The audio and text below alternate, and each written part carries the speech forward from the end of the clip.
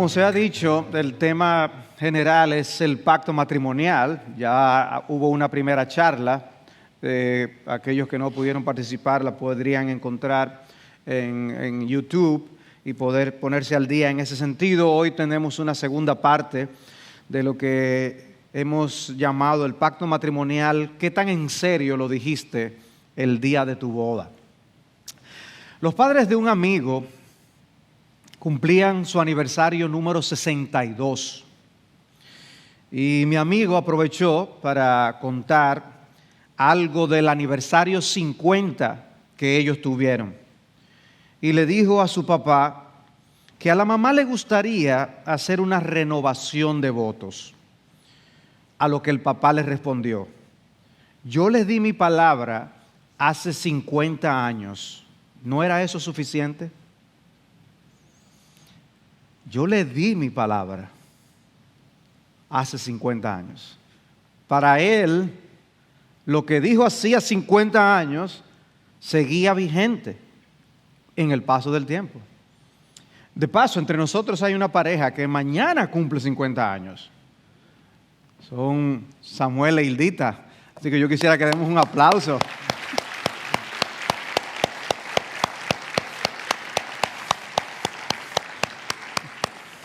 De verdad que nos gozamos con esa bendición que Dios les ha otorgado.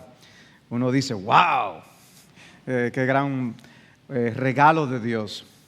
Pero esta historia que yo les cuento es algo real, es una familia real en donde se toma en cuenta el poder de la promesa, el poder del juramento matrimonial. Y no eran 50, ya estaban celebrando el 62. Y cómo Dios puede sostener un matrimonio en el tiempo por la vigencia y el apego a las promesas y los juramentos matrimoniales. Desde la caída del hombre en el pecado, nosotros vivimos en una etapa fuerte de falta de confianza, una crisis de confianza. Pero antes no era así. Aún a pesar del pecado, en la gracia común de Dios, hubo momentos donde las personas honraban más lo que decían, tomaban más en serio la palabra dada y por lo tanto el otro tomaba en serio lo que escuchaba del otro decir. Había compromisos que eran puramente verbales, aún comercios de mucho dinero eran simplemente verbales. Pero hoy necesitamos tantas estipulaciones y tantas cosas por escrito porque sencillamente no confiamos los unos de los otros. La palabra ha caído en descrédito. Y la verdad es, podemos confiar nosotros en personas que no tienen temor de Dios. Los vemos engañar aquí y allá y después puedo yo esperar que a mí sí me está diciendo la verdad, me está prometiendo algo que piensa cumplir. Es difícil. Ahora imagínense en el esposo que se confabula con su mujer para engañar a otros. Y después tienen que convivir juntos. ¿Pueden ellos confiar entre sí?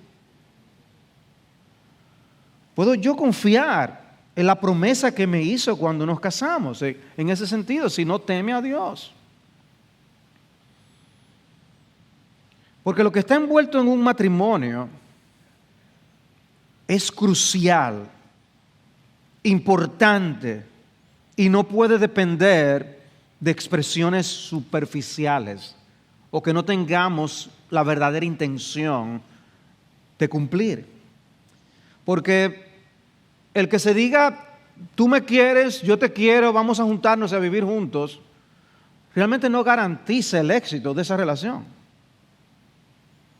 Decía Sproul, R.C. Sproul, ya en la presencia de Dios, pero él dijo en una ocasión que el matrimonio es la institución humana más preciosa que nosotros tenemos. Y luego dijo, pero también es la más peligrosa. Y decía que es peligrosa porque es la relación en la que nosotros ponemos las expectativas más grandes que nosotros podemos tener. Donde nosotros esperamos las cosas más importantes del corazón. Y podemos en esa relación experimentar la mayor felicidad, pero al mismo tiempo también la más grande decepción, frustración y dolor. Y si hay tanto envuelto en el matrimonio, no debería estar sustentado en algo sólido y no en sentimientos fugaces y en apariencias efímeras. La vez anterior nosotros estuvimos estudiando la historia del pacto matrimonial y hablábamos del trasfondo histórico de tu pacto matrimonial y nos fuimos incluso al libro del Génesis para ver allí cómo Dios es el creador de la institución del matrimonio. Vimos también la historia de tu pacto matrimonial y lo que ocurre cuando los matrimonios se casan, los que se prometen. Vimos cuáles son los votos matrimoniales que nos hicimos y que las parejas se hacen hasta el día de hoy. Y vimos también cuál era el futuro de tu pacto matrimonial, dependiendo de qué hacemos con eso que ocurrió cuando nos casamos. O qué hacemos de ahora en adelante con nuestros matrimonios a la luz de lo que nos prometimos y juramos el día de nuestra boda. En esta ocasión queremos hablar de los integrantes de ese pacto. La esencia de lo que se prometen el uno al otro. ¿Qué fue lo que se comprometieron a hacer cuando se casaron? Pero antes de entrarme en eso, vamos a reforzar un poco el concepto de pacto. Porque recuerden, estamos hablando del pacto matrimonial. Si hay algo que nos ayuda a comprender cuán solemne es el pacto matrimonial, es ver la manera como Dios mismo hizo un pacto con su pueblo y cómo Él toma eso tan en serio. Hay un libro en el Antiguo Testamento, el libro de Malaquías, donde el Señor pronuncia palabras muy duras contra los sacerdotes del pueblo de Israel, porque ellos estaban tomando a la ligera el pacto que Él había hecho con ellos. Les dicen, me menosprecian, me ofrecen lo inmundo, les dice el Señor. Y dice en Malaquías 2, a partir del versículo 3, palabras que son fuertes. Dice, yo reprenderé a vuestra descendencia, y oigan el lenguaje, y os echaré estiércol a la cara, el estiércol de vuestras fiestas. Así estaba viendo Dios la manera como ellos estaban tomando a la ligera el pacto que Dios había hecho con ellos. Entonces sabréis que os he enviado este mandamiento para que mi pacto siga con Leví, dice el Señor de los ejércitos. Mi pacto con él era de vida y paz. Y Dios se expresa ofendido por la manera como se toma en poco ese compromiso del pacto. Dios les dice que mientras ellos vivían a la luz del pacto, los sacerdotes instruían al pueblo con sabiduría, apartaban a los demás del pecado. Dice, ustedes cuando estaban honrando el pacto, las cosas iban bien. Pero cuando se olvidaban del pacto, entonces daban reversa. Y Dios les dice, pone en palabra de ellos, ¿por qué nos portamos deslealmente unos contra otros? Y quiero que se queden con ese término desleal en vuestras mentes. Dice, deslealmente ha obrado Judá y una abominación se ha cometido en Israel. Ha profanado el santuario y se ha casado con la hija de un Dios extraño. Ha quebrantado el pacto del Señor. O sea, Dios les dice, el problema de ustedes es falta de lealtad. Falta de lealtad al pacto. Y en ese contexto, entonces habla del pacto matrimonial. Dice, y vosotros decís, ¿por qué? Porque el Señor ha sido testigo entre tú y la mujer de tu juventud, contra la cual has obrado deslealmente, aunque ella es tu compañera y la mujer de tu pacto. Esa infidelidad al pacto de Dios les llevó también a ser infieles al pacto matrimonial entre ellos. Y Dios al final de esa sección les dice, prestad atención y no seáis desleales. El asunto de la lealtad. Hermanos, la fidelidad y la lealtad son elementos imprescindibles para el cumplimiento de un pacto. Para nosotros poder tener una idea de lo que realmente Dios ha hecho con nosotros y el tipo de relación que tiene con nosotros, debemos entender que Él se ha comprometido en un pacto con nosotros. Que no es cualquier relación que Él tiene con nosotros. El compromiso que Él nos dice es: yo seré su Dios y ellos serán mi pueblo. Y lo dice, y eso va a ser así para siempre. Yo me comprometo que eso va a ser así. En otras palabras, Dios se amarró por la eternidad con nosotros. Es impresionante. Él toma su promesa y su juramento de pacto muy en serio. Y esa es nuestra bendición, que Dios lo tome de esa manera. De hecho, él dice, Deuteronomio 7:9, el Dios fiel que guarda su pacto y su misericordia hasta 1000 generaciones. Qué manera de describir a nuestro Dios. Así es que Él se describe: yo soy el Dios que guarda el pacto. Y en el Salmo 89:34 dice: yo no quebrantaré mi pacto, ni cambiaré las palabras de mis labios. Una vez he jurado por mi santidad y no mentiré a David. Dice, yo les voy a amar ahora y siempre.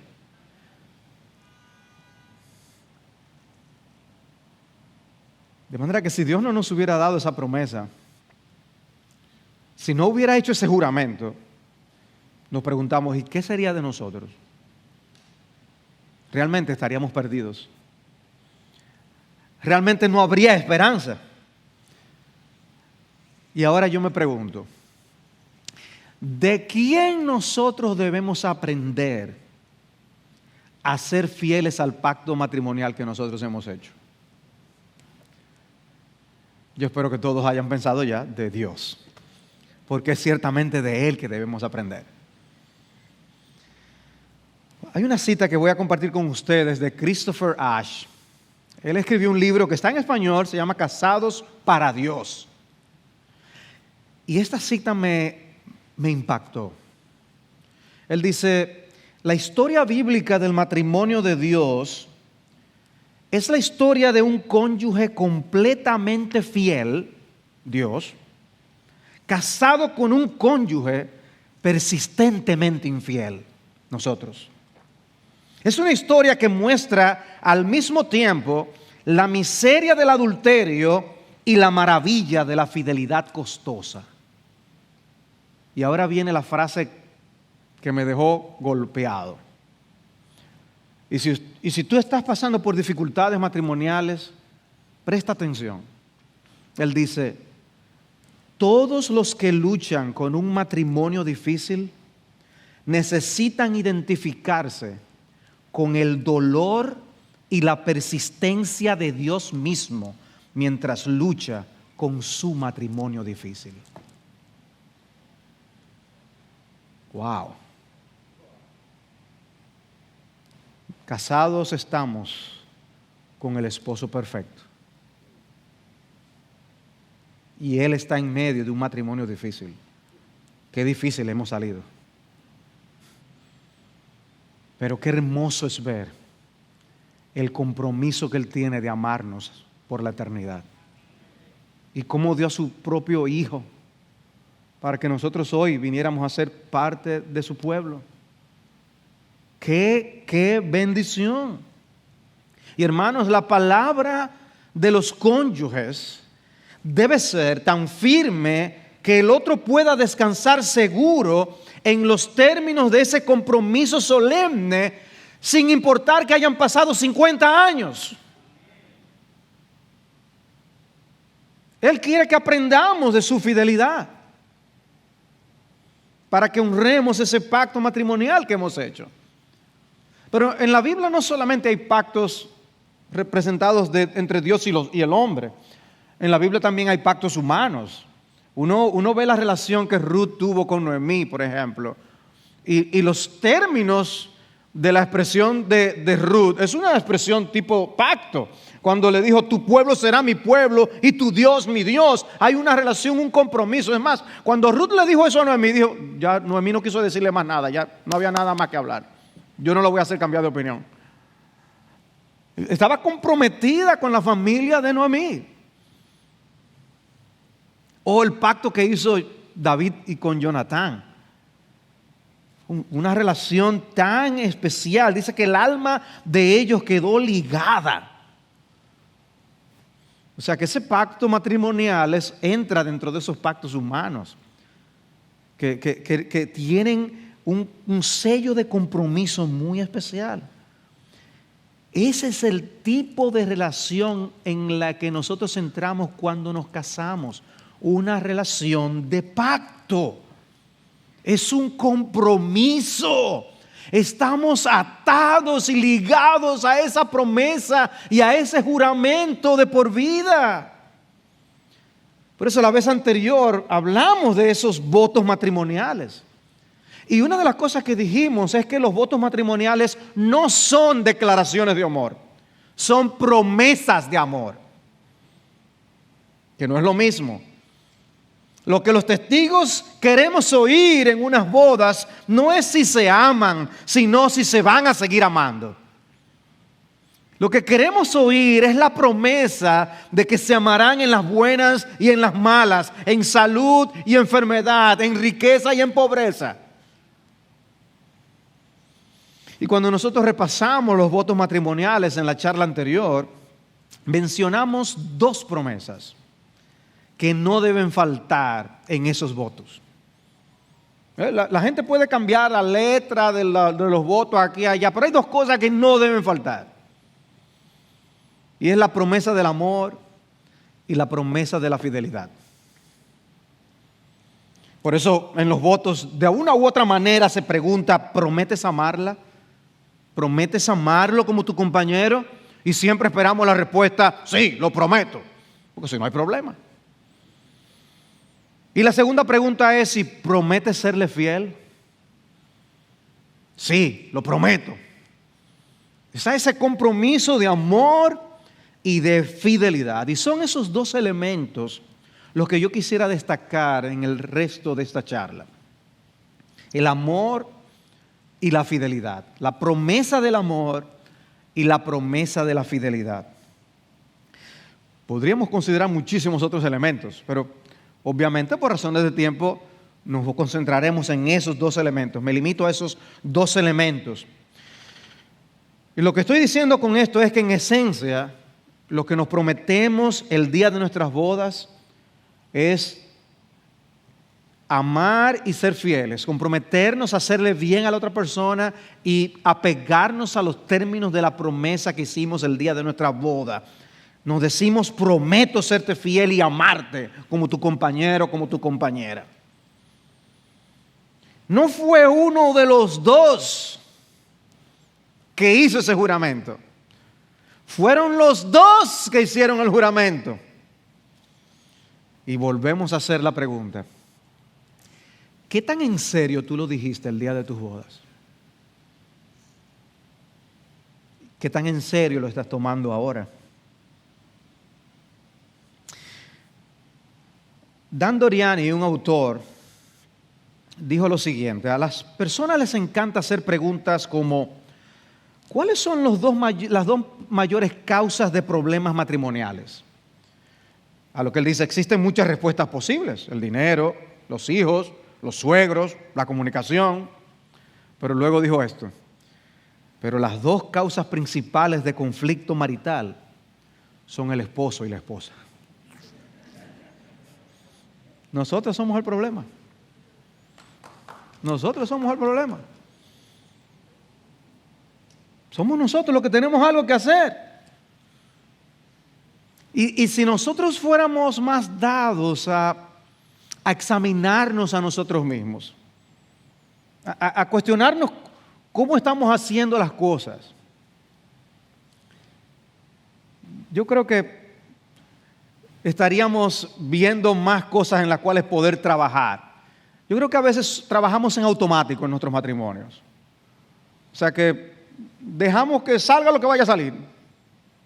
No somos así en el trabajo, ni somos así en los negocios, y quizás en los estudios no somos así. Pero el matrimonio es lo que salga. Y no hay nada consciente, no hay un esfuerzo particular. Pero el problema somos nosotros.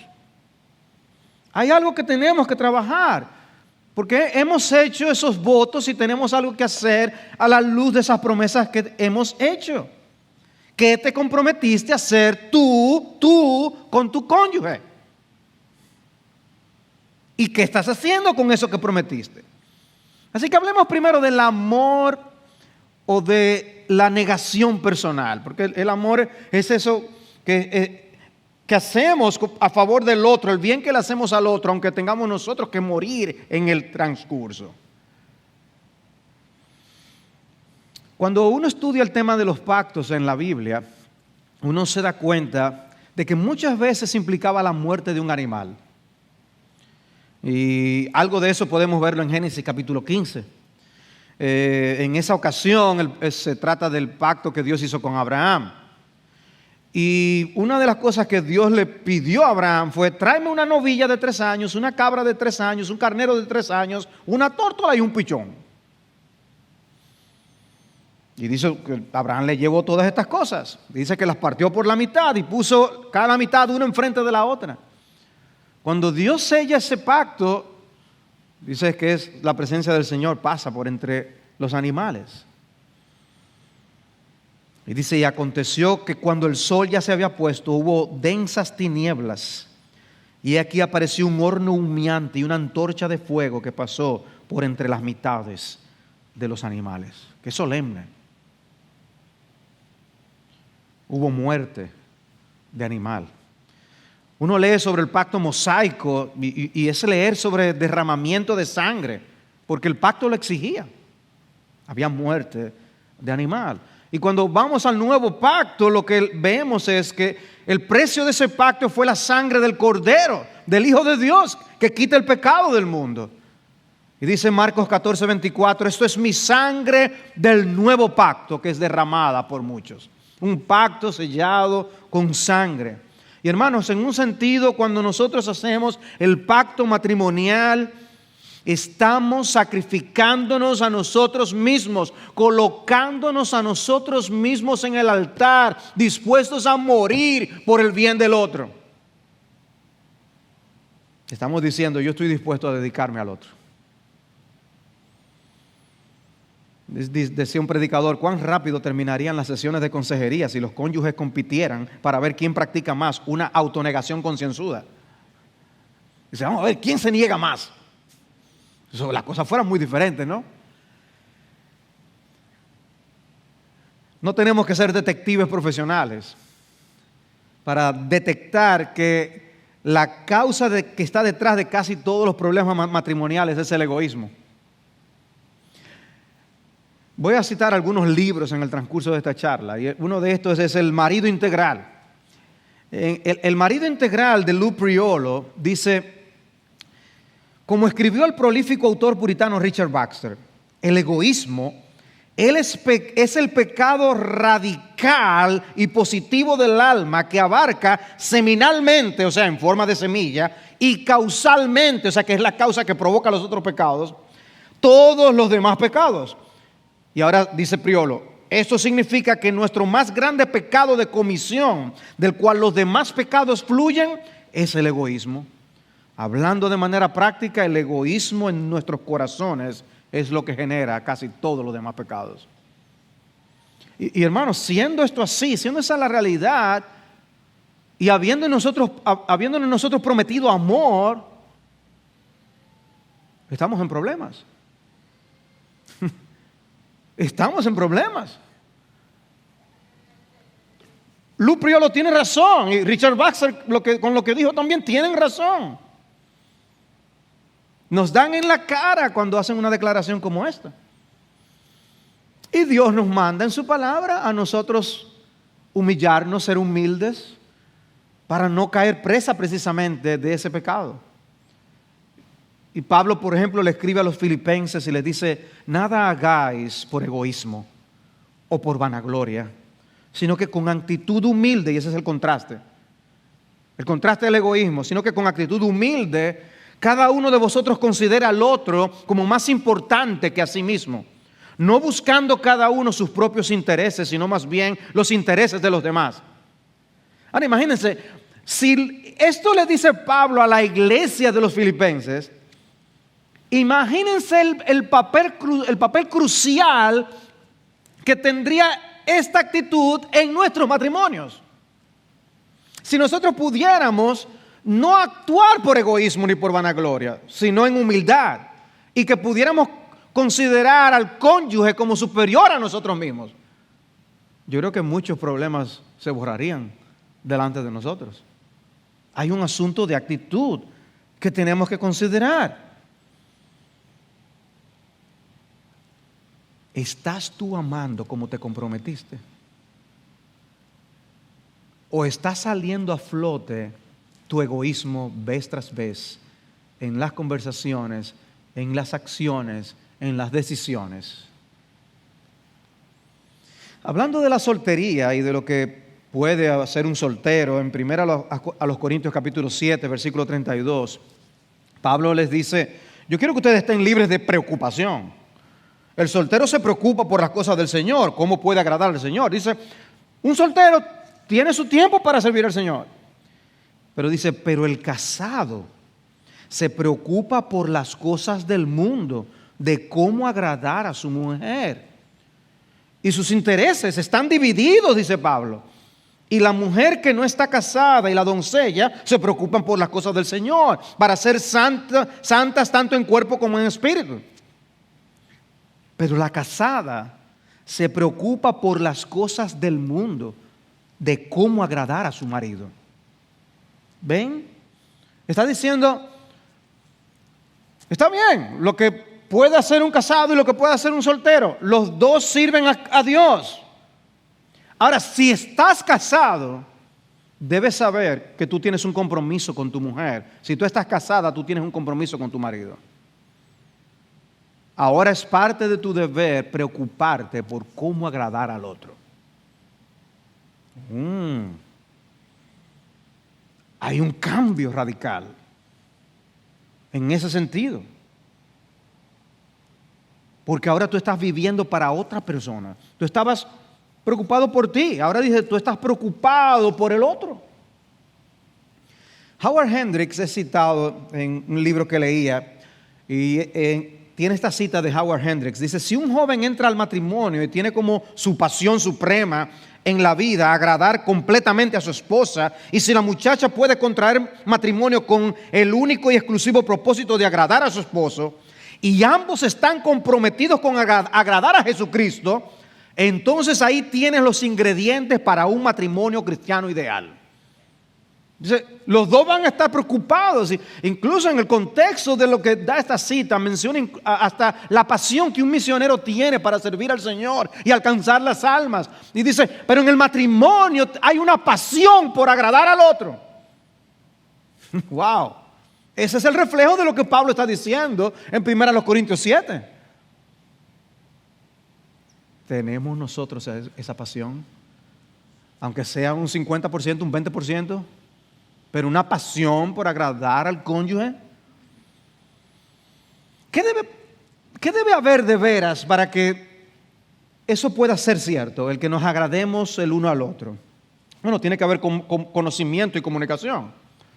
Porque yo debo saber qué es lo que agrada al otro. Y en la comunicación es que yo me entero cómo es eso. Debemos conocer lo que al otro le gusta o no. Porque cuando viene a ver, tú estás tratando de complacer a tu mujer o a tu esposo y es con algo que le desagrada. Y tú te sorprenderás cuando descubras que cosas que estás haciendo con un espíritu sacrificial, para tu esposa eso es algo normal. Y tú te sientes como que, wow, hice la obra del día. Y ella, ¿qué tiene de especial eso que tú hiciste? Yo vivo haciendo eso siempre. Ella quisiera verte sacrificándote en otras áreas. Y si tú le preguntas, te lo va a decir.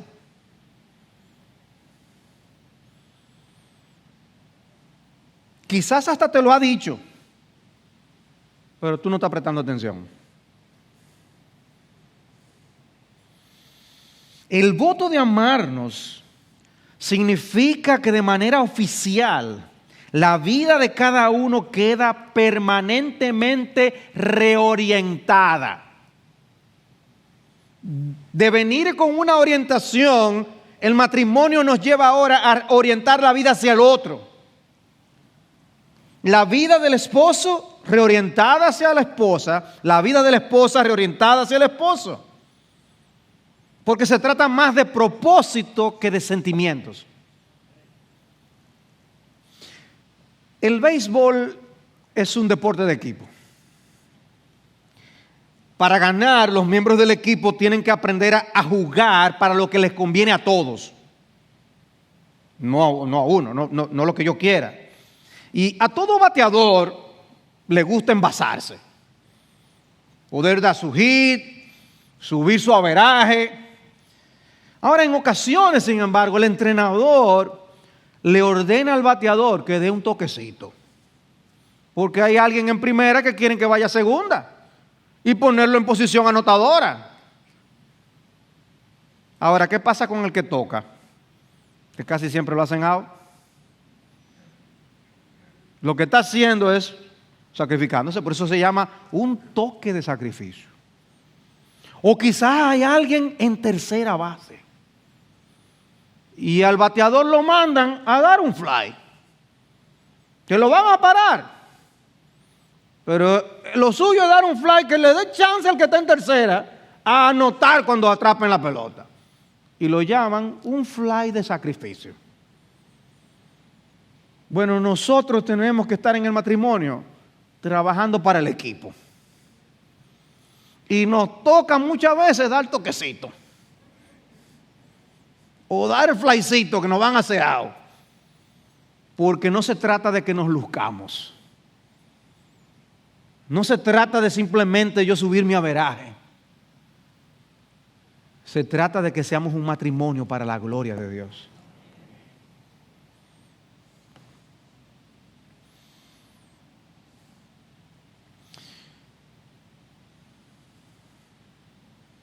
Hay veces que hay jugadores que son desobedientes. ¿Ustedes han visto eso y a veces lo botan del equipo porque tiende a actuar de manera independiente? Hermano, nosotros estamos para obedecer la voz de nuestro manager. Y nuestro manager es el Señor.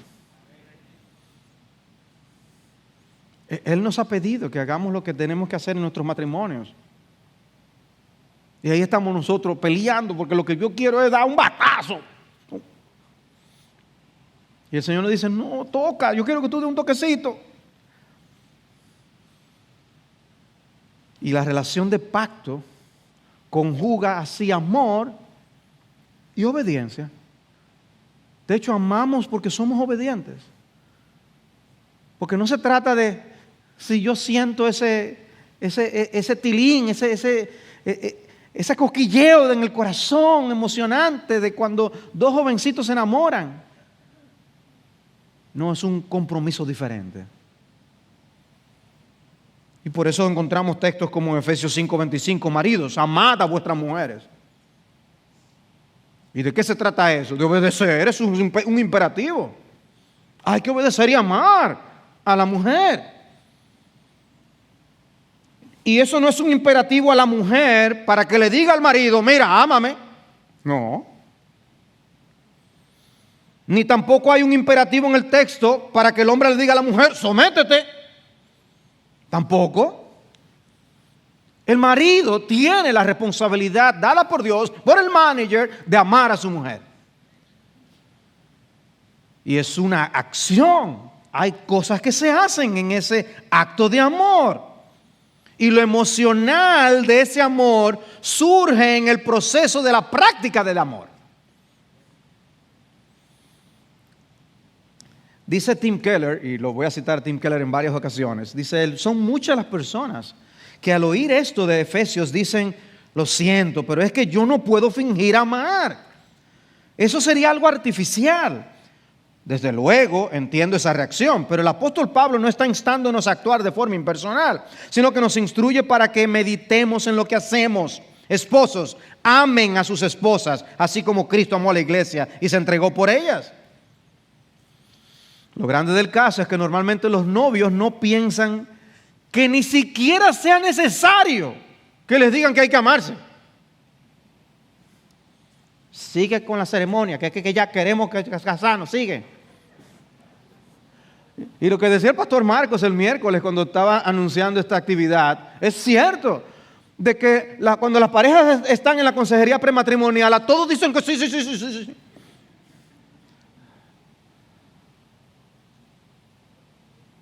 Pero el mismo mandamiento permanece después de 1 año, de 5 años, de 10 años, de 50 años.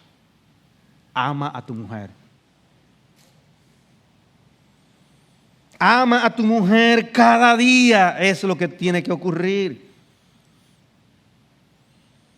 Sigue diciendo Keller, no perdamos el tiempo planteándonos si amamos a nuestro prójimo. Actuemos de inmediato como si fuera verdad que lo amamos.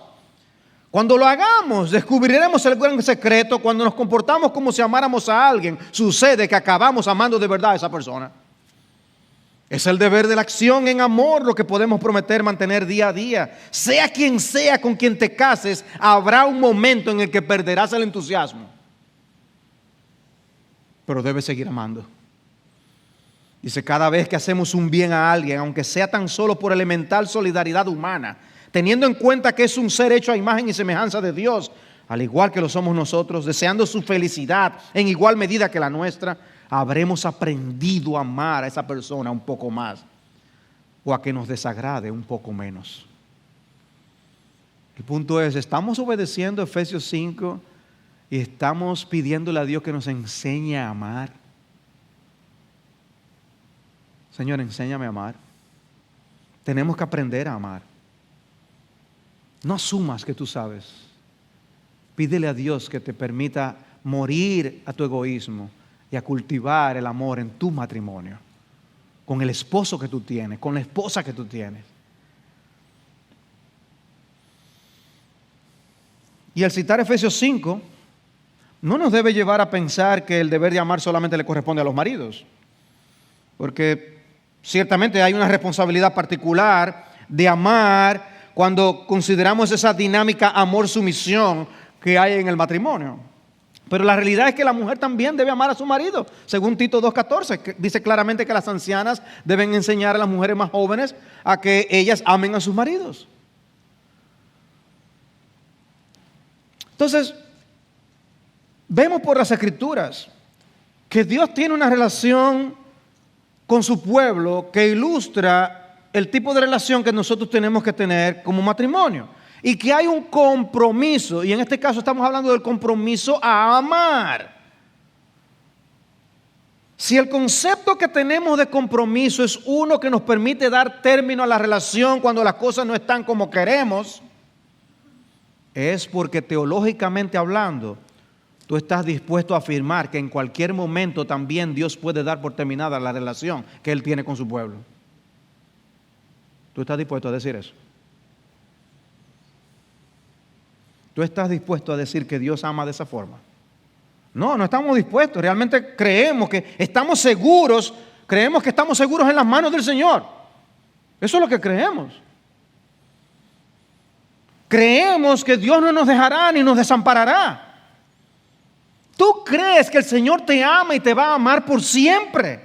Que Él nunca se va a divorciar de ti. Gloria a Dios. Pero si eso es lo que tú crees, entonces no debes concebir el dejar de honrar el pacto y el compromiso que tú asumiste con tu mujer o con tu esposo el día que te casaste. Lo que pasa es que hay trabajo que hacer. Hay trabajo que hacer. Casi todo en la vida es con esfuerzo y con dedicación para ver resultados. Pero con el matrimonio, como yo les decía, parece que nosotros pensamos que eso es automático. No, hay trabajo que hacer. Dice que un esposo fue a visitar a un consejero y le dijo que ya él no quería a su esposa y que él quería separarse. El consejero le escucha, lo mira a los ojos y solamente le dijo una palabra: ámala. Y se quedó callado.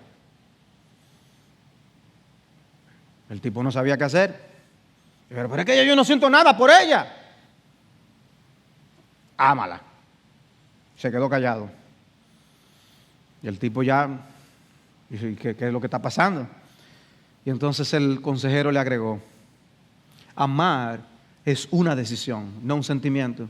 Amar es dedicación y entrega. Amar es un verbo y el fruto de esa acción es el amor. Es un ejercicio de jardinería, y esto es lo que yo quería traer.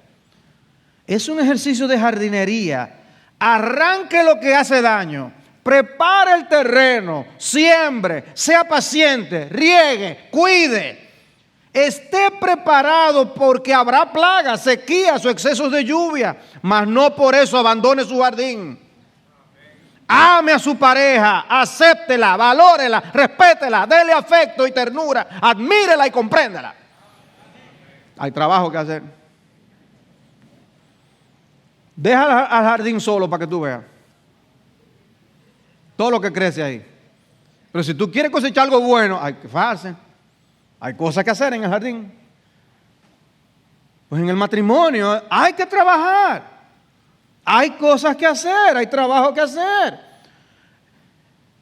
Son Brian y Barbara Edwards en un libro que tienen de consejería prematrimonial que dicen un matrimonio feliz es el resultado de una labor ardua. Un matrimonio exitoso no es producto de la casualidad, es un logro. Hay que trabajar. Cada uno tiene que hacer de su parte como para el Señor y por amor al Señor. Dios es el creador del matrimonio, pero cada uno de nosotros trabaja en el departamento de mantenimiento. Hay trabajo que hacer. Y eso son los esposos, ¿no? Comprometidos a amar a sus esposas, buscando el bien de ellas, cuidándolas, sirviéndolas, sacrificándose por ellas. Proveen para la familia, hacen muchas cosas. Ahora,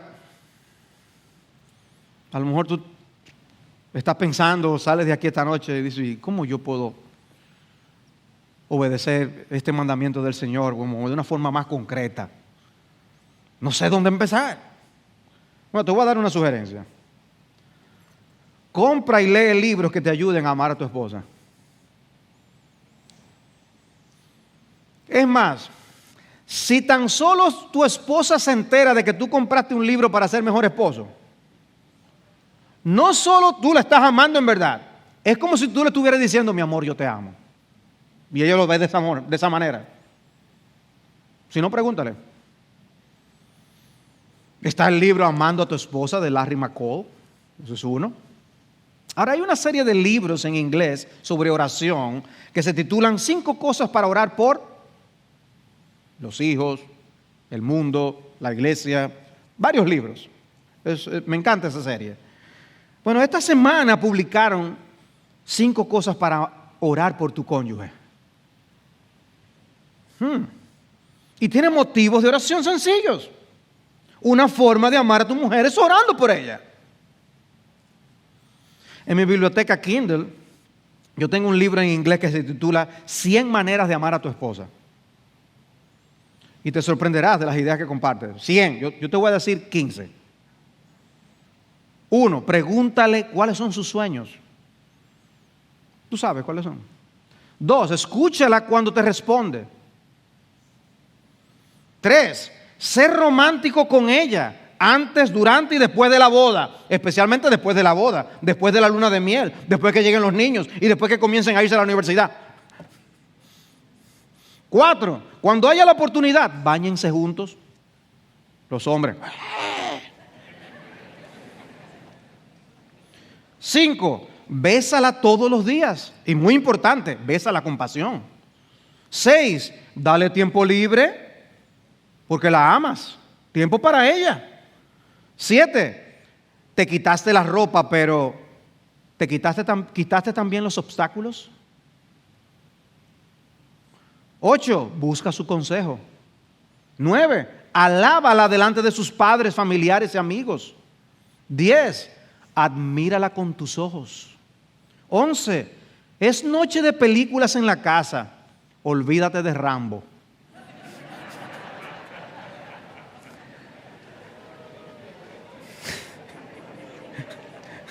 A mí me toca duro esa. 12, tu aniversario importa, aunque ella diga que no es importante. 13, haz que el día de San Valentín sea irrelevante con expresiones de amor durante todo el año. Obviamente, si tú has estado flojo el año, aprovecha ahora. 14, escoge ser feliz. Eso me llamó la atención. ¿Saben por qué? Porque es que a veces la cara con la que andamos no dice que estamos felices. Cuídate de no andar irritado con una cara dura, ni llegar a la casa con una cara dura. Y dice 15, resiste el impulso de tratar de cambiarla. Bueno, hay cosas que tú vas a orar al Señor para que la cambie en áreas que son dignas de ser cambiadas. Pero cuidado. A veces simplemente aceptar cosas que de forma que a ella le gustan, de forma que no son malas en sí mismo y punto. Déjala vivir. Las esposas por su parte deben estar comprometidas a someterse a sus esposos, apoyando su liderazgo y cuidándolos y respetándolos. Esa es la parte que le corresponde. Es la forma como la mujer ama al marido. Una de sus formas. Había un matrimonio que tenía un perro al que habían estado llevando a una escuela de obediencia canina. Y el día del examen final se estaba acercando y para ellos prepararse mejor, Eduardo y María se fueron a un campamento de fin de semana con su perro que se llamaba Horacio. Pero como comenzó a llover, María tuvo que meterse con el perro dentro de la casa de campaña.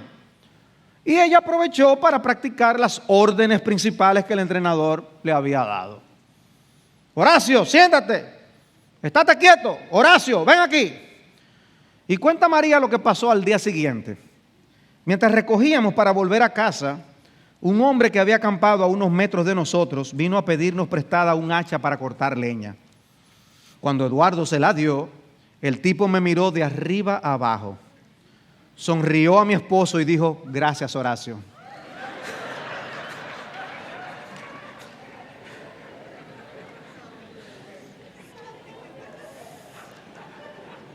Yo espero que nadie trate a su esposo como lo que este hombre pensaba que estaba ocurriendo. Pero hermanas, ¿cómo tratan ustedes a sus maridos? El apóstol Pedro alaba en 1 de Pedro 3:4 el espíritu tierno y sereno con que estaban adornadas las mujeres piadosas. Dice que vuestro adorno no sea externo, peinados ostentosos, joyas de oro o vestidos lujosos, sino que sea el yo interno con el adorno incorruptible de un espíritu tierno y sereno, lo cual es precioso delante de Dios, porque así también se adornaban en otro tiempo las santas mujeres que esperaban en Dios, estando sujetas a sus maridos. Ahora, me llamó la atención el que Pedro dijera, así también se adornaban en otro tiempo. Ya el declive moral había llegado a esa sociedad. Nosotros estamos llamados a marcar una diferencia. Como el pueblo de Dios del Nuevo Testamento estaba marcado a mostrar una diferencia. Y el mundo sabemos cómo está cada vez más separándose de la manera del diseño de Dios. Y la mujer tiene un enorme potencial para hacer bien, pero también debe cuidarse de no estropear lo que se construye en su hogar. Y por eso el libro de Proverbios insiste tanto en cómo una mujer puede ser una gotera continua por ser contenciosa, o expresiones como mejor es vivir en un rincón del terrado que en una casa con una mujer rencillosa. Cuídense de ese espíritu, amadas hermanas, que no se conviertan en goteras continuas. O que tampoco castigues con el látigo del silencio. Y no se hablan. Y no se dirigen la palabra. En cierta ocasión un familiar envió por el chat de la familia una tira cómica en la que un amigo le comentaba al otro que su mujer tenía 3 días que no le hablaba. Y a lo que el amigo le dijo, oye, cuídala que mujeres así no aparecen ya.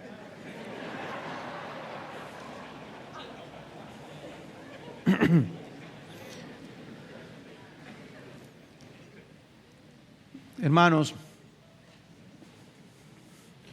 esos chistes revelan la guerra de los sexos que hay en nuestra generación. Y cómo nosotros estamos llamados a marcar una diferencia. El tiempo se me ha ido prácticamente y tengo el tema de la fidelidad. Yo creo que voy a leer un par de cositas y luego a concluir aquí, y ya podríamos en la siguiente charla retomar alguna de estas cosas. Quiero mencionar lo siguiente.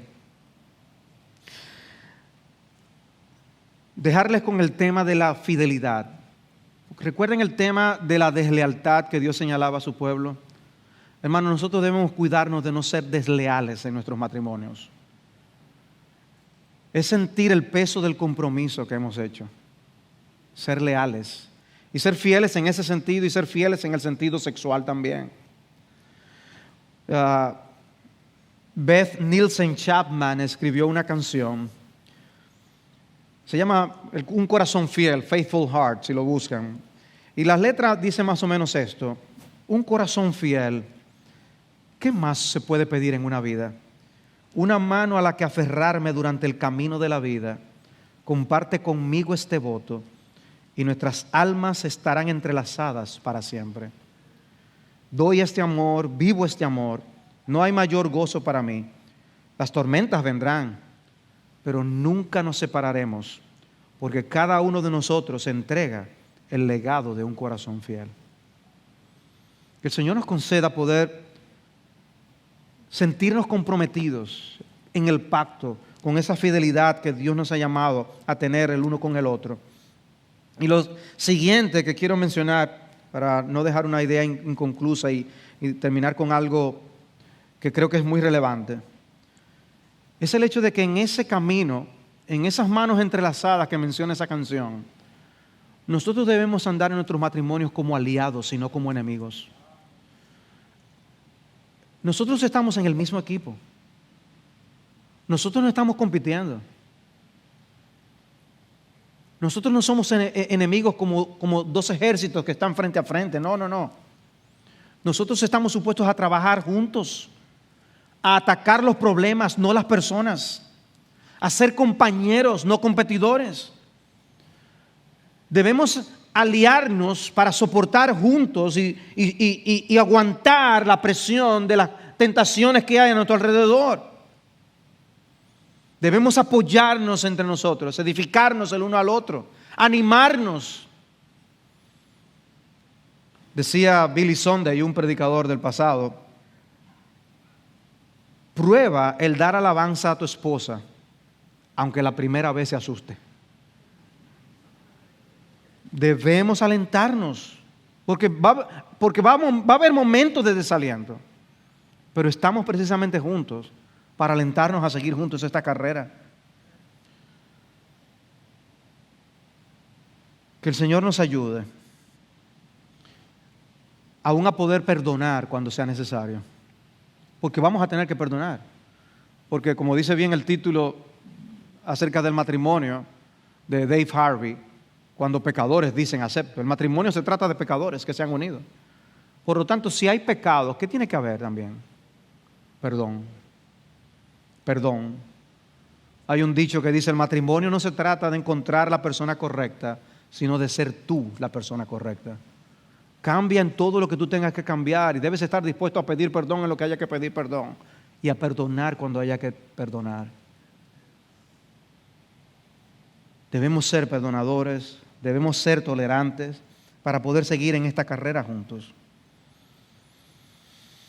Estamos comprometidos con un pacto.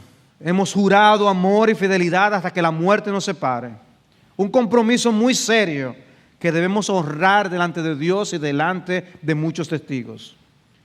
Y de esos testigos es que yo quisiera también hablarles en nuestra próxima reunión. Vamos a orar. Padre, queremos darte gracias por habernos permitido estar aquí, apartar este tiempo como matrimonios para escuchar tu voz. Señor, No tenemos palabras para agradecerte el compromiso que tú has hecho con nosotros. No podemos describirlo, no podemos corresponderte como mereces. Te pedimos que perdones nuestros pecados y nos ayudes a serte fieles a ti. Gracias por tu amor, Señor. Pero Padre, queremos aprender de ti. Ayúdanos a ser fieles, capacítanos para serte fieles. Perdona nuestros pecados, límpianos, renueva nuestra fuerza y permítenos examinar con honestidad nuestros matrimonios. Examinar la manera como nos conducimos a la luz de la promesa del amor y la fidelidad, como esposos y como esposas. De manera que no dejemos las cosas como están, sino que procuremos agradarte a ti con nuestros matrimonios. Que nuestros matrimonios sean para la alabanza de la gloria de tu gracia. Te necesitamos, Señor, y te estamos aquí orando para que nos asistas con lo que solamente tú nos puedes dar. Bendice a cada matrimonio que está aquí presente. Te suplicamos que tú nos ayudes a ser mejores y no peores, porque te lo pedimos en la gracia de Cristo. Amén.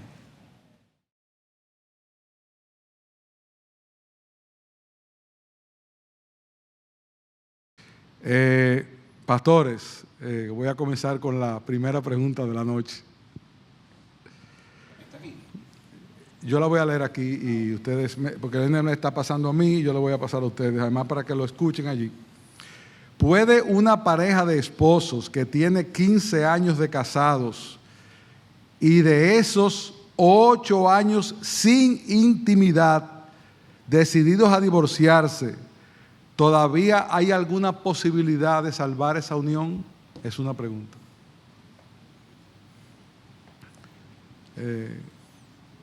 Siempre hay posibilidad de salvar un matrimonio, siempre que haya la disposición a arrepentirse.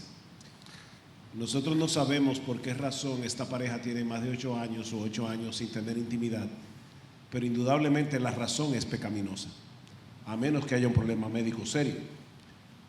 La Biblia es muy explícita en el sentido de que, en primer lugar, el cuerpo del esposo no le pertenece a él, sino a ella, y el cuerpo de ella no le pertenece a ella, sino a él.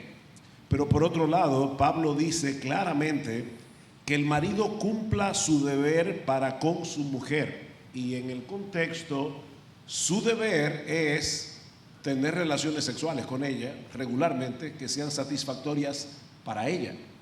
Que el marido cumpla su deber para con su mujer e igualmente la mujer con el marido.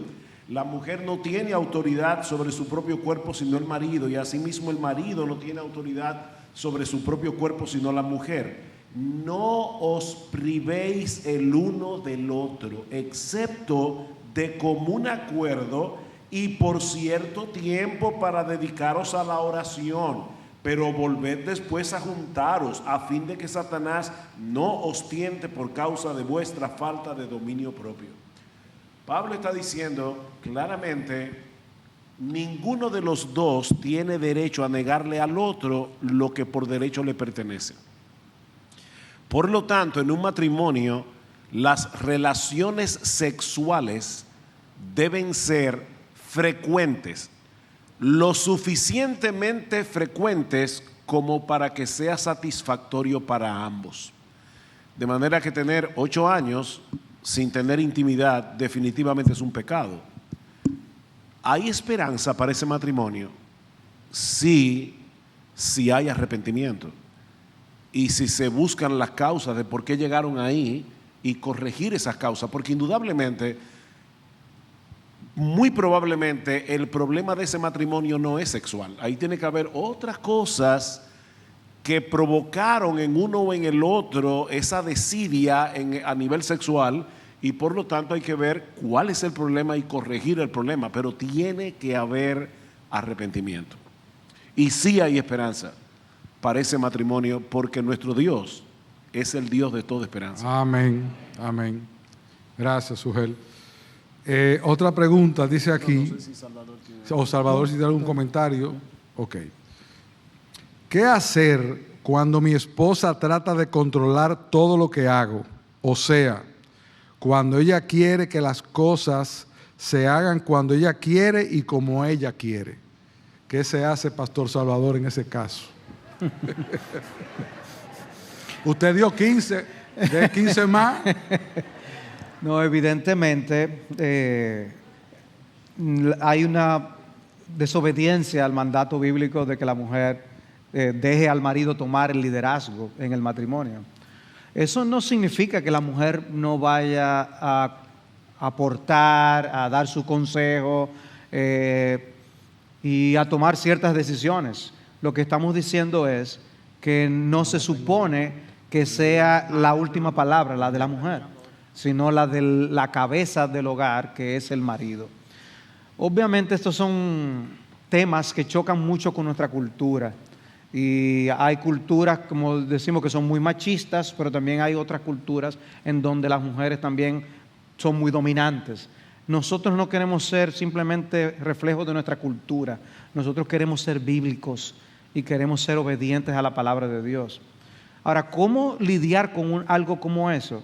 Muy probablemente haya que tratar y conversar estas cosas y buscar consejo. Muy probablemente amerita buscar a un pastor que pueda ayudarles a lidiar con estas cosas.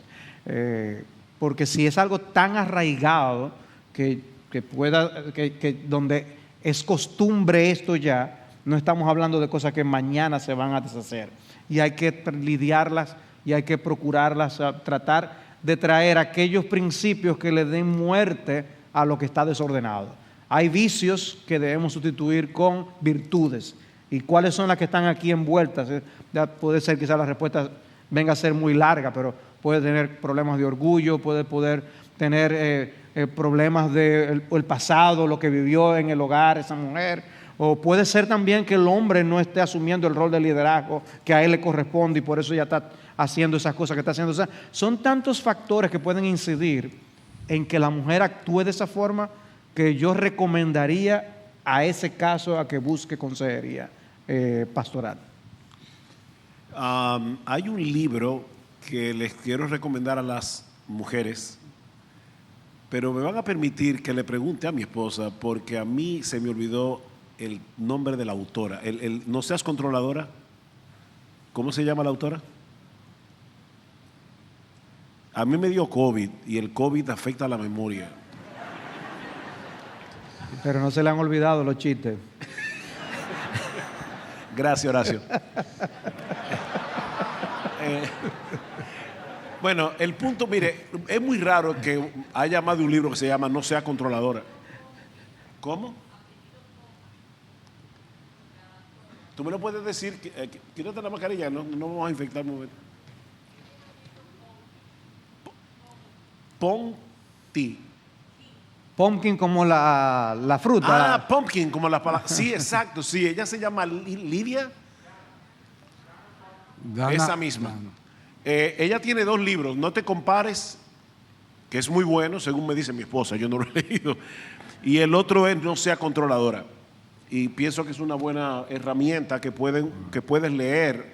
Porque, miren, hermanos, todos nosotros tenemos la tendencia a postrarnos ante el ídolo del control. Todos quisiéramos controlar el universo, mucho más a nuestra esposa o a nuestro esposo. Así que yo creo que es un problema con el que lidiamos todos, hombres y mujeres, unos más que otros. Voy a hacer una pregunta ahora a la inversa, que está aquí. ¿Qué consejo daría cuando el esposo no comenta las decisiones y sus cosas con ella, sino con sus amigos, y ella se entera normalmente por la boca de otro, es un tercero? Contesta Horacio, Juan. Hay problema. Bueno, evidentemente, a veces se nos olvida el hecho de que la descripción del diseño original del matrimonio es cuando Dios describe que estaban ambos desnudos y no se avergonzaban. Hay tal transparencia y tal relación que no debería haber ese tipo de cortocircuito. debe ser una conversación y un conocimiento más fluido entre el esposo y la esposa hacia al esposo. A veces se ocultan cosas que tengan que ver a veces con las finanzas, se ocultan a veces cosas que tienen que ver con otras relaciones que tiene cada uno, y no es lo saludable. Se supone que el pecado ha distorsionado eso, pero se supone que nosotros debemos, con la ayuda del Espíritu de Dios, tratar de revertir los efectos y el impacto del pecado en esa relación. Y si ese es el caso, yo creo que la mujer debe tratar de convencerlo por la palabra de Dios que ese tipo de cortocircuito no está bien. Los dos son una sola carne, y en ese aspecto las decisiones que él toma van a arrastrarla a ella también y al resto de la familia. Por lo tanto, no estoy diciendo que la decisión final es de la mujer, pero estoy diciendo que él sí debe ser comunicativo en cuanto a eso y hasta llegar a pedir el consejo de ella misma. Puede ser que ella incluso sepa más que él en algunas cosas y deba buscar esa opinión de ella, pero sobre todo si le va a arrastrar a la familia, si la va a arrastrar a ella también, con más razón para compartirlo con ella. Nosotros no somos una sola carne con nuestros amigotes. Nosotros somos una sola carne con nuestras esposas. Y Amén. eso debe reflejarse en ese tipo de relación. Algo más que para mí es muy crucial aquí. La esposa nos fue dada por Dios como ayuda idónea. Eso quiere decir, esposo, que tú y yo necesitamos ayuda. Adán la necesitaba en el paraíso cuando no había pecado. Dios le dio una ayuda idónea a Adán cuando todavía el mundo era perfecto. Imagínense ahora. Y no le dio 3 amigos. Y no le dio 3 amigos, le dio una esposa, como ayuda a tu mamá, a tu esposa. Ahora, ¿cómo puede una mujer funcionar como ayuda idónea si el esposo no consulta las cosas con ella, si no le abre el corazón? Proverbios 31 dice que una de las características de la mujer virtuosa es que abre su boca con sabiduría. Parece que hay algunos hombres que han entendido la sumisión de la mujer como que no abre la boca. Y eso es incorrecto. Nosotros no lo sabemos todo, tenemos puntos ciegos y nosotros necesitamos la ayuda de nuestras esposas. Eso no es ser poco hombre. De hecho, yo creo que es un mal síntoma cuando un hombre no quiere pedirle consejo a su esposa. Yo creo que eso revela una debilidad interior. Ese hombre es inseguro y por eso quiere mantener su autoridad por encima de todo, no dejando que su esposa hable. Eso es inseguridad. Un hombre que está seguro en su liderazgo no tiene ningún problema en decirle: mi amor, yo necesito tu ayuda en esto, yo no sé cómo hacerlo, o estoy luchando con algo, no sé cómo luchar y yo te necesito, o necesito tu consejo. O hasta para que ore. Bien, hay una pregunta aquí que dice: ¿qué hacer? Y esto puede aplicarse no solamente, dice recién casada, pero puede aplicarse a cualquier etapa. De una esposa que descubre que su esposo estaba mirando asuntos no correctos en su celular o actuando de una forma lujuriosa en el celular. Él se arrepiente cuando es descubierto, pero a partir de ahí, ¿cómo ella manejar esa situación? Me imagino yo que para ayudarles es la pregunta.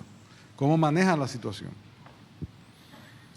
Yo no me metí en el tema por causa de tiempo, pero yo les decía que el tema de la fidelidad incluye el aspecto de la fidelidad sexual.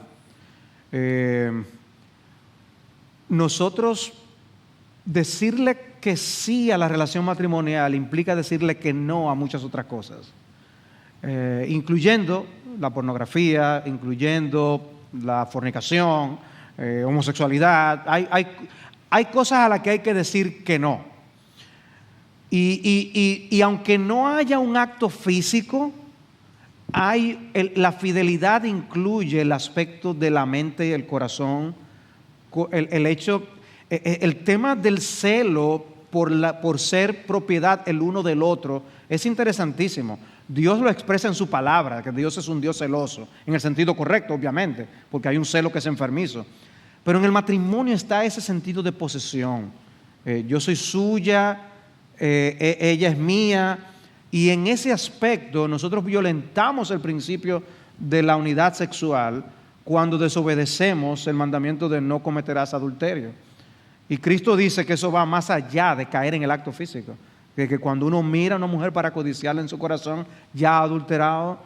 Por lo tanto, el cuidarnos en ese aspecto es parte del cumplimiento del pacto matrimonial.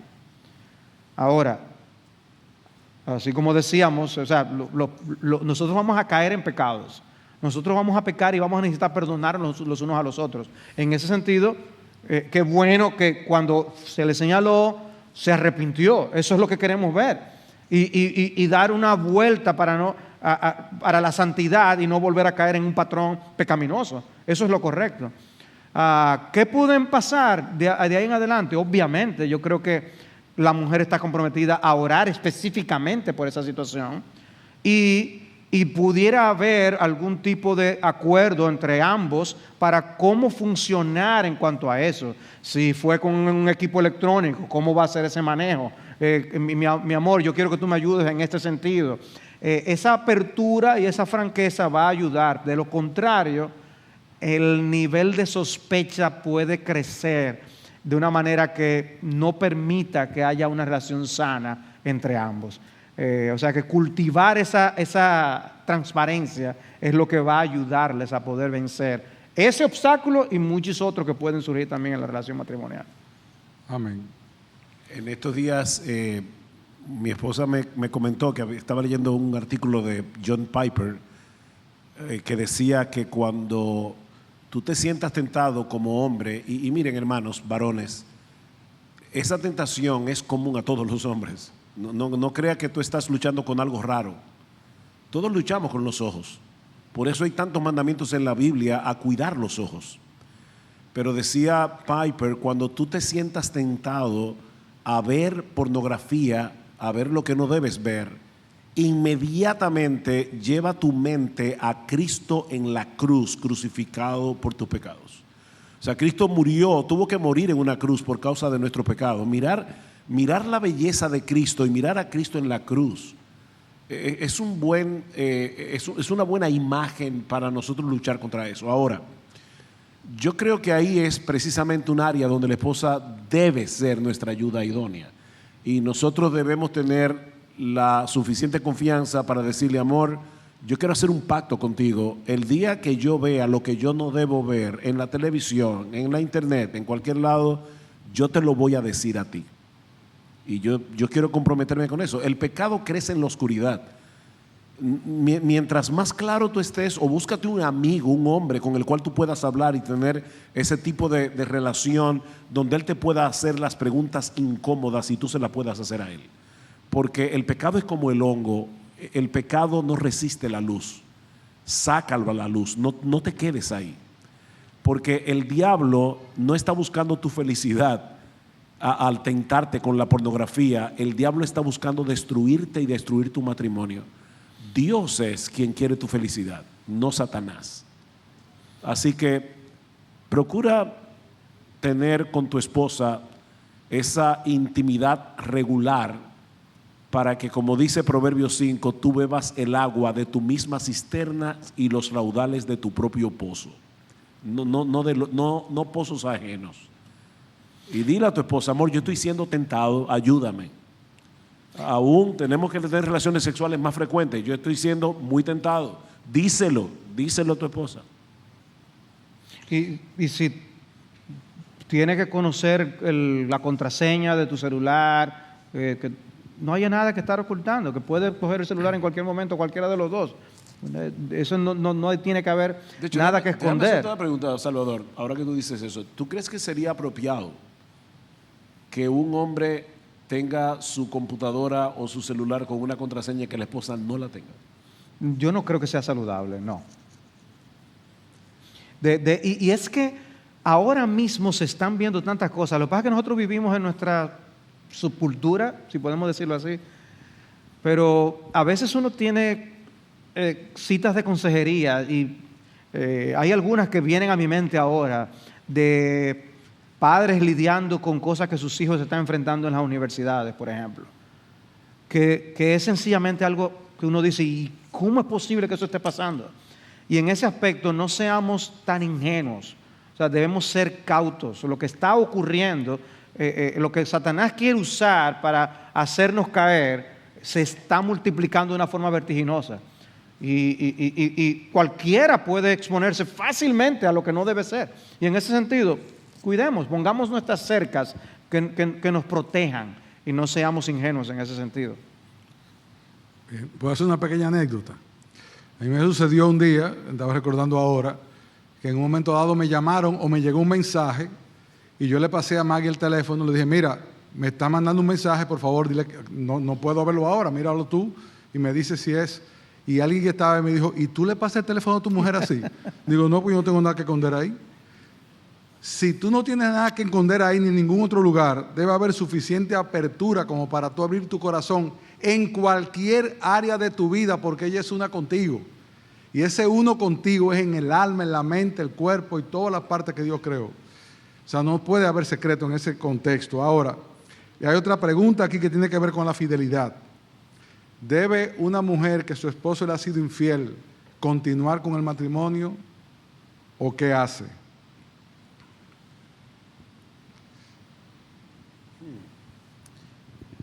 Ese es el tipo de preguntas que no es fácil responder porque hay infidelidades y hay infidelidades. Vamos a suponer que un esposo en un momento dado cometió una infidelidad, en un momento de locura, se lo confesó a su esposa y ella lo perdona.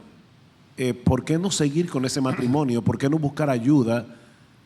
Porque deben buscar ayuda. Ese es el tipo de pecado que no es tan fácil sanar. Hay una herida que se hace y ustedes van a necesitar un tercero que los ayude a navegar por esas aguas probablemente por un tiempo.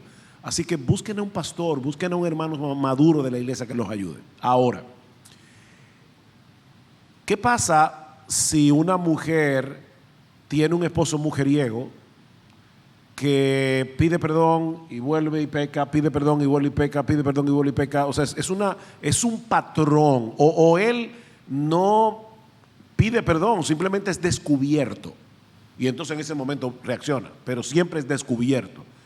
Puede llegar un momento en que esa esposa definitivamente se atenga a lo que dice Mateo capítulo 5, donde el Señor dice claramente que no puede haber divorcio a no ser por causa de adulterio. Hay situaciones de infidelidad que pueden llevar a una mujer a decir, yo te perdono. O sea, porque, hermanas, el perdón no es opcional, tú siempre debes perdonar. Lo que tú no estás obligada es a continuar. Hay situaciones que pueden llevar a una mujer a tomar esa decisión, pero yo quiero que sepan que nosotros como pastores en Iglesia Bíblica del Señor Jesucristo, cuando tenemos que lidiar con un caso de infidelidad, nosotros tratamos por todos los medios posibles de defender el matrimonio y de tratar de que no se disuelva, pero siempre le decimos a la hermana, tú tienes un permiso de parte de Dios, si tú decides tomarlo, nosotros te vamos a apoyar, te vamos a apoyar. O al hermano. O al hermano, al que sea la parte inocente, te vamos a apoyar, pero queremos saber si el matrimonio es salvable. Y déjenme decirles algo, la mayoría de las veces es salvable. O sea que nosotros tenemos que hacer lo imposible porque no haya un divorcio. Pero la razón por la que Dios abrió una puerta, dice Moisés, por la dureza de vuestro corazón. Eso no debería pasar, pero lamentablemente pasa. Y nosotros conocemos casos donde definitivamente cuando esa mujer dijo me divorcio, nosotros pensamos está haciendo lo correcto, lamentablemente. Pero la Biblia dice que debemos perdonar hasta 70 veces 7. Sí, perdonar, pero perdonar no significa que ese matrimonio va a continuar. O sea, porque hay una libertad dada a la parte afectada para tomar una decisión en ese momento, porque ese tipo de acción rompe el pacto. O sea, hay pocas cosas que podemos nosotros decir que rompen el pacto. Esa es una de las cosas que rompen el pacto. Y donde ya entonces no necesariamente tenemos que mantenernos atados y ligados al compromiso que habíamos hecho originalmente. Pero hermanos, o sea, ahí es donde entra esa voz de alerta y de cuidado. O sea, esas experiencias son muy dolorosas. O sea, todo lo que a veces está envuelto es muy doloroso. Recuerdo haber escuchado al doctor Sproul decir incluso en una ocasión, él decía, yo hablé con el hombre, hablé con la mujer y hablando con uno de ellos, la persona no tenía ni idea de a cuántas personas había afectado. Yo me había entrevistado, decía él, con 27 personas, entre familiares, amigos, compañeros, que sabían de la situación. Y a veces no es simplemente si lo afecta a uno o a dos, puede afectar la comunidad. Entonces, es una voz de alerta de que nosotros debemos cuidar a nuestros matrimonios, porque el diablo anda buscando como un león rugiente a quien devorar, y nosotros no estamos exentos. Que el Señor nos ayude, pero es algo muy doloroso y que uno tiene que tratar de lidiar con esas cosas con el debido cuidado y la atención debida, pero ojalá no lleguemos ahí, o sea, que no haya que llegar ahí. Ahora, si aún se llega ahí, hay esperanza. De hecho, yo traté incluso un caso una vez de una pareja de inconversos que vinieron con un caso así y decidieron seguir juntos. El hombre había venido decidido a dejar esa relación, el matrimonio, y Dios concedió hablar y poder ayudarles a lidiar con la situación, y están juntos por la gracia de Dios. No se han convertido todavía, pero uno espera que Dios en algún momento dado haga sus obras. Amén. Bien, pastores, muchísimas preguntas. Vamos a hacer algo por consideración a ustedes y a todos los demás. Vamos a dar 10 minutos más de preguntas, pero hay muchas preguntas. Así que la próxima es, mi esposa quiere tener relaciones conmigo por lo menos 3 o 4 veces a la semana. ¿Cómo lo puedo manejar cuando yo no quiero?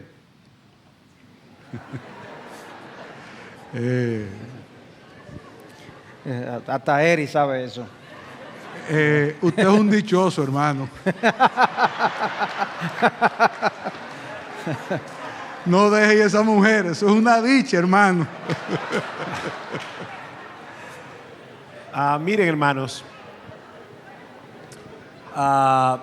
definitivamente Dios diseñó el sexo para que sea algo placentero, muy placentero. Y la razón es teológica. Yo no quiero parecer que estoy como muy abstracto aquí, pero la razón es teológica. El matrimonio está supuesto a representar la unión de Cristo con su iglesia, pero hay otra parte que no siempre mencionamos, y es que también está supuesta a representar la unión de las 3 personas de la Trinidad entre sí. Dios nos creó a su imagen y semejanza, y nuestro Dios es un Dios trino que se deleita en la comunión del Padre con el Hijo con el Padre y el Espíritu Santo, etc. Yo creo que tengo razón suficiente para pensar por la Escritura que la razón por la que Dios hizo el sexo de una forma tan placentera era porque era la única forma en que nosotros, como personas limitadas, seres humanos limitados, podemos entender qué tan deleitosa es la relación del Padre con el Hijo con el Espíritu Santo, etc. Así que cuando nosotros despreciamos el sexo, no nos damos cuenta de lo que estamos despreciando. Es algo hermoso que Dios ha creado para que pueda ayudarnos a entender algo tan sublime. Es la única forma. Entonces, algunos que se van a poner medio teológico esta noche. Sí. Mi amor, oíste, yo quiero practicar la teología sistemática. Miren, a ese esposo, recuerda 1 Corintios 3:7, dice, el marido cumpla con la mujer el deber conyugal. Y siempre a mí me llama la atención que Pablo mencione primero al marido como teniendo que cumplir el deber conyugal, porque la imagen que muchas veces se vende del matrimonio es que el hombre es una bestia insaciable, y la pobre mujer es una corderita que tiene que estarse escondiendo o diciendo que le duele la cabeza.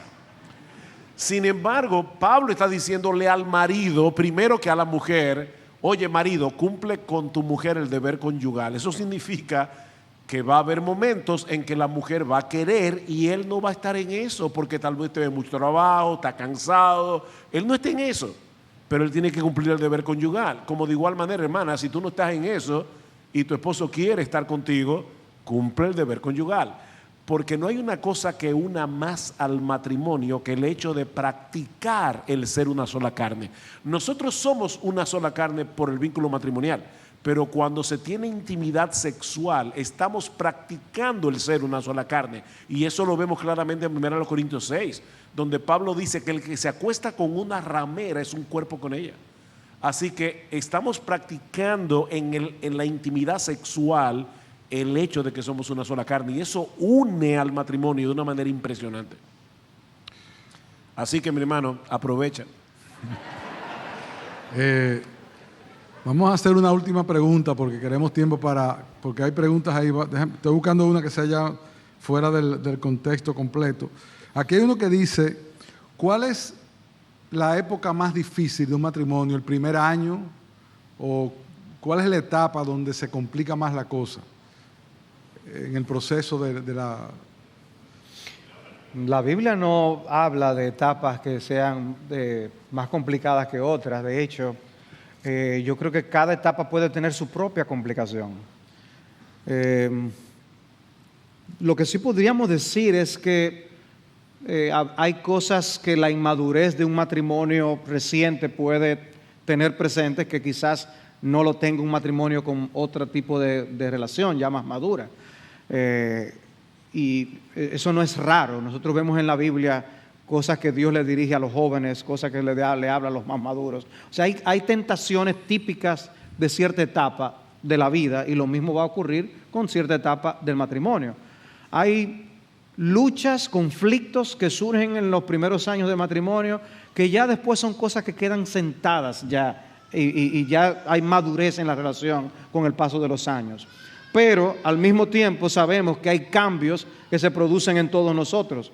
Y hay situaciones que van a cambiar de la relación matrimonial con el paso del tiempo.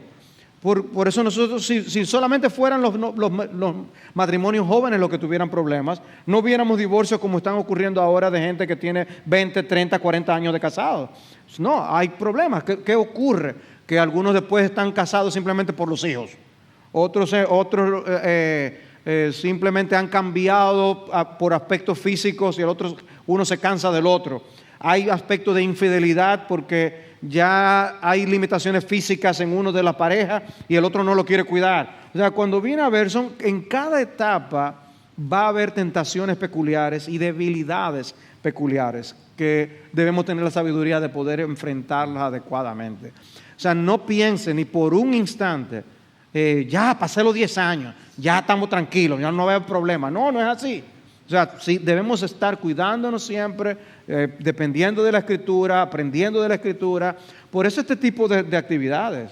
Es que necesitamos estar renovándonos, nutriéndonos de lo que es nuestra relación matrimonial. Siempre, siempre, siempre. Y siempre hay algo que aprender de otros, de lo que vemos en otros matrimonios. Siempre hay algo que aprender. Yo solamente iba a decir que es bueno seguir abonando porque siempre van a haber problemas, hierba mala, y hay que seguir sacando la hierba, hay que seguir abonando, hay que seguir trabajando para que el matrimonio dure con la gracia de Dios. Ahora les digo algo, después de los 40 es que se pone buena la cosa. Ya los muchachos se han ido, está todo en orden, pero hay que trabajar mucho, como decía el pastor. Ese huerto hay que regarlo muchas veces y sacar mucha hierba mala. Pero es una buena noticia, así que aquellos que están recién casados, esperen que el tiempo va mejorando. Es como el buen vino, que en la medida que pasa el tiempo, mucho mejor se pone cuando llevamos un matrimonio a la manera de Dios y donde la gracia de Dios opera, porque en todo esto hace falta la gracia de Dios en medio de nosotros. Hay más preguntas, pero el tiempo se ha acabado porque tenemos otras actividades que hacer. Queremos recordar, hermanos, mantener el protocolo.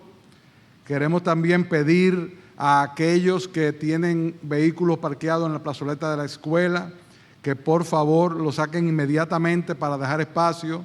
Estamos sumamente contentos con ver la asistencia que hemos tenido esta noche. Les invitamos para la próxima y vayan haciendo provisión para el retiro de matrimonio. Pero para que cosas como estas sucedan, hay manos que tienen que trabajar. Y nosotros damos muchas gracias a todos aquellos, y voy a usar como se dice ahora, y aquellas que han tenido que ver con todo lo que está preparado aquí. Muchas gracias al pastor Salvador por exponer la palabra y su trabajo en esto. Y yo quiero especialmente dar muchas gracias a Endel por prestarnos a Nicole, pero yo quiero un aplauso para Nicole, porque ella se fajó con este asunto desde el primer momento. Gracias por las flores, a la hermana que hizo el trabajo de las flores, gracias por todo lo que hay aquí. Damos muchas gracias y damos muchas gracias a Dios por el buen tiempo que nos ha regalado. Hay que decir, como cuando uno va de visita, que se repita. Vamos Eric, a orar y yo le voy a pedir. Bueno, tú mismo, di lo que vas a decir, después tú quieres orar. Yo puedo, si quieres puedo terminar orando y de Sí, paso sí, hacer lo que iba a sugerir que hagamos. Perfecto. Miren, hermanos, es muy difícil escuchar todo lo que hemos oído esta noche y no sentirnos convictos de pecado.